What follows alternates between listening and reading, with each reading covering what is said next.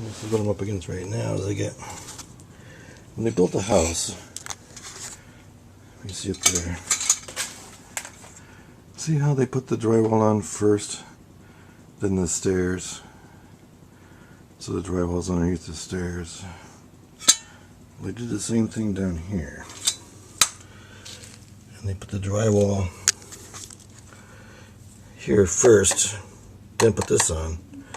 So now I got mold in between the studs there with the paper. I almost got it out too.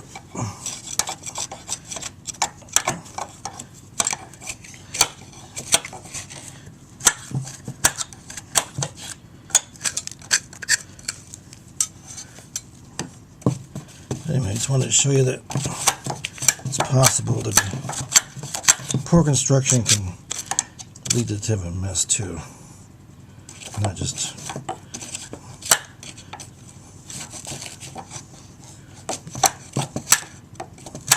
anyway, I'm going to continue picking on that.